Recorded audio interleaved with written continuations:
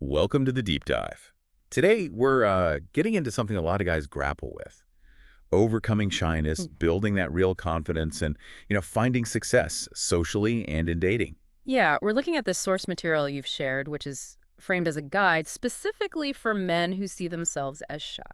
And it seems like it's based on a mix of things. A personal experience, but also drawing from, like, dating coaches, some behavioral science stuff. Even improv. Exactly. It positions itself as a, quote, proven program of self-improvement.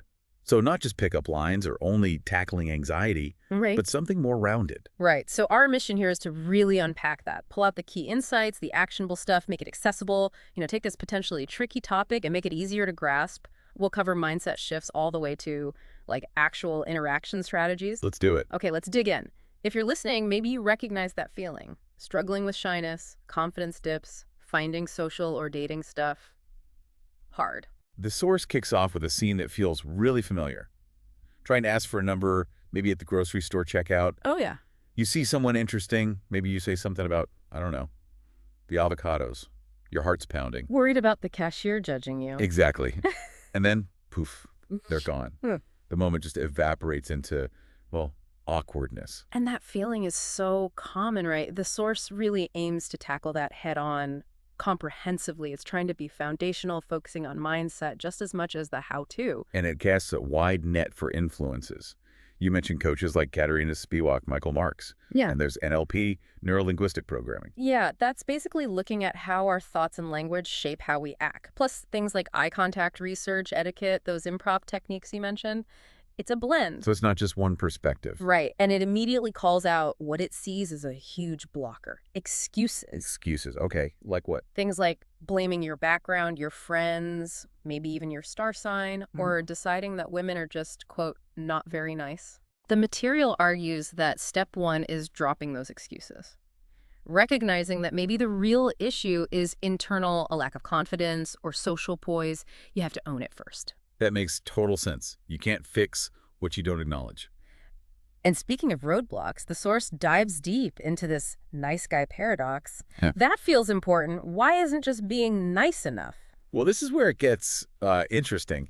The source suggests that sometimes that niceness isn't purely altruistic. Yeah. It can be almost transactional. Transactional. How so? Like stemming from a desire for control, thinking, I've been agreeable, I've done favors, so she should like me back. And when that doesn't happen, Disappointment, resentment. exactly, blaming the other person instead of looking at maybe why it didn't connect romantically. Okay.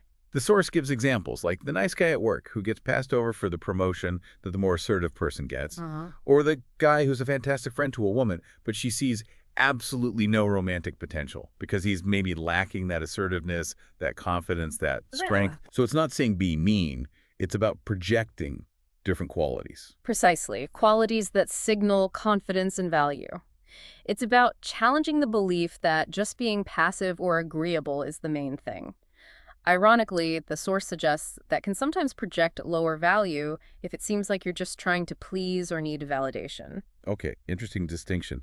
Now, the source also helps you figure out where you stand, right? It talks about 3 degrees of shyness. Yeah, slightly reserved, having an underdeveloped social life, and then the recluse, and it also mentions the shy pessimist. What's the difference there? It's about the level of effort needed, really. Slightly reserved might just need some technique tweaks, a mindset shift.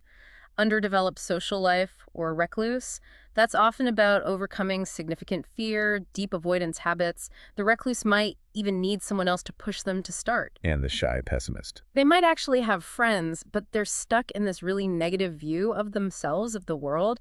It just poisons potential new connections. That negativity seems like a big theme. The source mentions hearing specific limiting beliefs from younger guys. Oh, yeah. Things like attractiveness peaking at 25, older guys only being wanted for money, or physical looks being absolutely everything. And the source pushes back on that. Hard. It argues that life experience, confidence, charisma, these add huge value at any age. Lots of people find their social and dating lives get much richer in their 30s, 40s, even later. Right. There's an irony noted. 2 young guys stating these things as facts with, well, not much life experience to back it up. Which ties into another idea they raise, the gap. The gap between your best self, how you are with close friends, relaxed, and your usual self, maybe more hesitant out in the world. Exactly. And the goal isn't to be that best self 24/7, because that's unrealistic. It's about raising the baseline of your usual self, narrowing that gap. So what causes that gap, besides just, shyness symptoms? The source points to things like an inferiority complex, which is common, and also this concept of entropy, borrowed from Csikszentmihalyi. Entropy, like disorder. Sort of. The idea is that an idle mind tends to drift towards negativity, replaying awkward moments, anxieties, worries. So if you're not focused, your brain defaults to the bad stuff. That's the gist. And that internal negativity just feeds the shyness, widens the gap. So a key strategy they push is reframing. Reframing, like putting a positive spin on things. Pretty much. Consciously choosing a constructive interpretation instead of, oh God, that was so awkward. Think, okay, that was practice. Or even, hey, I'm already improving just by reading this and thinking about it. That internal shift sounds vital. It really hammers home their point that this stuff, confidence, social skills, isn't fixed. Absolutely. It's learned behavior, like learning an instrument or a sport. It takes effort, practice, repetition. Okay, so moving from mindset to action. The source lays out practical steps, starting with physical stuff. Health, diet, exercise, not just for your body, but for your head too, right? Confidence boost. Totally. Feeling good physically translates outwards, and they get specific on appearance. Trying different facial hair, updating your hairstyle, maybe adding a simple accessory like a necklace or wristband. And clothes. Yeah, clothes that actually fit and suit you. They mention things like good jeans, a sport jacket. There's an anecdote about a colleague who transformed himself physically. Right, I remember that. And it fueled his drive elsewhere. That's the implication. It underlines their point. Yeah. Clothes don't necessarily make the man, but they can help frame the personality you want to project. And that old saying, look good, feel good. It holds true, according to the source. They even mention small details: wearing a watch, choosing the right socks, maybe colored undershirts instead of just white. It all adds up to showing you care. Okay, so appearance is one piece. Then there's body language. Posture. Hugely important. They point out those classic low confidence signals. Slumped shoulders, looking down, hands jammed in pockets, crossed arms. Stuff we probably all do sometimes without thinking. Right. So they advise consciously working on it. Stand taller, take up a bit more space naturally. Don't look stiff or scared. A key tip is trying to adopt an I don't care what others think mindset. Paradoxically, that can help you physically relax. The internal affecting the external again. What about face stuff? Smiling, eye contact. Big ones. They say to practice smiling genuinely, and eye contact differentiate between work and social. Socially, brief, friendly eye contact with a smile can be a great nonverbal hello. Great communication, actually talking. Yeah, basics like speaking clearly. Taking a breath before you speak can help control pitch and speed, makes you sound calmer, more considered. Practical tips too, like using a list for phone calls. You don't forget what you wanted to say. Exactly. And a warning about dry wit or sarcasm on the phone, easy to misinterpret without seeing your face. Plus, the obvious but crucial stuff. Basic hygiene and manners. Don't undo all the other work with bad breath or being rude. Okay, so you're working on yourself, your presentation. Then comes the big hurdle. Actually interacting, getting out there. Which can feel terrifying. The source suggests starting really small. Practice simple chats with cashiers, baristas, or just brief hellos with strangers in places like a mall where there's zero pressure. Just breaking the ice with yourself, almost. Kind of. And they advocate structured practice, like setting a goal. This week, I'll try to turn 3 hellos into a quick chat with someone I'm not trying to date. Just building the muscle. And a major strategy they push is taking courses, special interest courses. Right, but specific kinds. Arts, crafts, languages, dance, acting, improv. Less so purely career-focused stuff. Why those? Several reasons. Instant shared interest makes conversation easier. You bond over the activity. It's a lower stakes place to practice. Even giving a class presentation helps. And things like improv. Especially good, they argue, for thinking on your feet, developing humor. They mention salsa dancing, intro acting, or improv classes specifically. Even if improv classes skew male, the skills like the yes and rule for building conversation are super transferable. Volunteering is another suggestion too, right? Yeah, great way to meet people with shared values, practice skills, even if it's just phone work or admin stuff initially. Builds comfort. Okay, what about walking into, say, a party? The source advises against lurking in the corner. Definitely. Instead, pause at the entrance, scan the room confidently, good posture, maybe a slight smile, then deliberately choose someone to approach or a conversation to join based on what you overhear. Don't just drift. And once you are talking, keep it light. Generally, yes, keep it upbeat. Avoid negativity, gossip, complaining, bragging. Don't ask super personal stuff like about money. Focus on positive things. Shared interests, other people's achievements, cool events, interesting news. Okay, shifting gears slightly. Applying all this specifically to potential romantic partners. The source revisits that nice guy issue here, doesn't it? Calling it the adoring fan behavior. Yeah, basically coming on too strong too soon, putting someone on a pedestal. It signals low value, lack of challenge, maybe even neediness. So the alternative is projecting that confidence, intrigue style humor we talked about. That's the goal. But the realistic getting that courage takes practice. Focused practice. Which leads to that assignment. The approach 50 women in 10 days. That sounds intense. It does. But the source is very clear on its purpose. It's not about getting 50 dates or even 5 dates. It's purely about killing approach anxiety through sheer volume, desensitization. Okay, so managing expectations is key there. They mention typical results might be low initially, like getting contact info maybe 1 in 5 times, and then lots of flakeouts. Right. Maybe 4 out of 5 of those contacts don't lead anywhere at first. And they say that's often because not enough comfort or rapport was built in that brief initial chat, or maybe the follow-up felt needy. It's presented as part of the learning curve. Still, that sounds emotionally tough. Does the source address how to handle that potential rejection overload?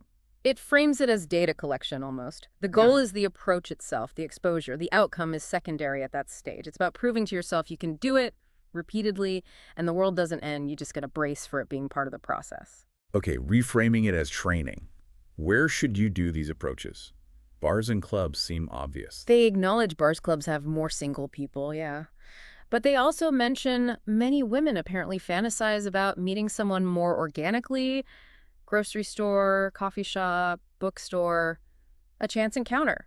And they give examples of openers for those places. Yep. Like in a bookstore, asking about a book maybe. Are you a pilot? Or on the street, something more direct but confident. I noticed you and just wanted to say, you are very attractive. Delivery is key, I bet. Absolutely. Confident tone, smile, not apologizing for interrupting them. Crucial. They also mention other techniques, like calling women over in a club, or a false time constraint. Right. Calling over is more about body language, standing slightly apart, making eye contact, signaling interest non-verbally in a louder place. The false time constraint is useful anywhere. Basically saying upfront you only have a minute, like, hey, I've got to run in a sec, but it lowers the pressure for both of you. Gives an easy out if it doesn't click. Makes sense. And those limiting beliefs crop up again here, right? Like waiting for the perfect moment. Which is usually fear talking. Or the big one, I'm too ugly. How does the source tackle that? Directly. Says attractiveness is subjective, and crucially, effort matters hugely. Working on your appearance, posture, confidence, charisma, it genuinely improves how attractive you're perceived. They suggest it can add a point or 2 on the scale, opening up possibilities. So attractiveness isn't fixed. It's influenceable. That's Gotcha. empowering. They also talk about hitting plateaus and learning this stuff. Yeah, approach skill plateaus. You struggle, then maybe improve fast, then bam, hit a wall. Might even feel like you're going backwards, get frustrated. Normal part of learning anything hard, I guess. Exactly. They use a golf analogy. You don't just start hitting perfect drives. There are lessons, bad shots, frustration. You have to persist. Quitting guarantees failure. Practice is the only way through the plateau. Good reminder. Okay, so let's say you do get a number, set up a date. What basics does this source cover? Following up, they suggest calling after a couple of days. Not immediately, maybe. Initial date ideas, maybe skip the intense dinner or long coffee chat first time. Something lower pressure. Compliments brief, sincere, not over the top. And that cocky plus funny thing. Yeah. Playful teasing. Injecting humor, creating a bit of challenge without being mean. Like the thumb war example they give. Keeps it light and engaging. What about physical stuff? Touch. Start small, appropriately. Handshake. Maybe a light touch on the arm to guide through a crowd. Only escalate if the vibe is clearly mutual and positive. Know when to stop if it's not reciprocated. There's that slightly wild anecdote, too, about the friend needing lap dance practice for an acting class. Right. A funny way to illustrate practicing potentially awkward physical stuff in a safe context. Exactly. They also touch on who pays acknowledging women's independence, but saying a mutual decision or the guy offering is still often fine and appreciated. And handling rejection if things don't work out. Back to mindset, don't take it personally. Maybe reflect briefly if you seemed needy or lacked challenge using their framework, but mainly keep dating other people. Oh, and a practical tip. If dates might come back to your place, keep it clean. Good point. All right, wrapping this up, the core message seems to be, this takes real work, right? No magic bullet. Absolutely. No quick fix. It requires consistent effort, repetition, commitment across everything: appearance, mindset, practice, communication, not just learning lines. It's not enough just to understand it. Nope. Got to do it. They quote that line about insanity doing the same thing over and over, expecting different results. You have to change the actions. I like the analogy they use from Glengarry Glen Ross. Always be closing. They flipped it for this. Yeah, always be improving. And specifically for this context, always be approaching. That mindset of continuous action, even when uncomfortable. That's the engine for change here. And they suggest ways to stay on track, like checking in with yourself. Right, self-monitoring. Check your progress after a month, 3 months, 6 months. Use the material as a guide. It keeps you accountable, maintains momentum.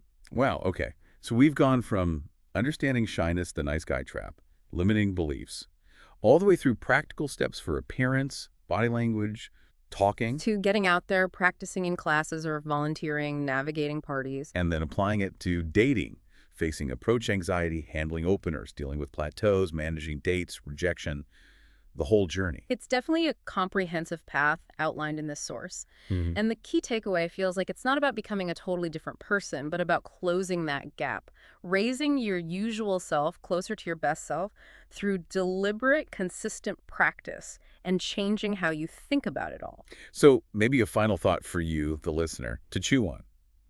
How much of your own social potential might be sitting there, untapped, not because you can't access it, Right. but because maybe you underestimate what consistent, even slightly uncomfortable effort can actually achieve over time? What's one small, consistent step you could start today? Thanks for tuning in to this deep dive with us. We'll catch you on the next one.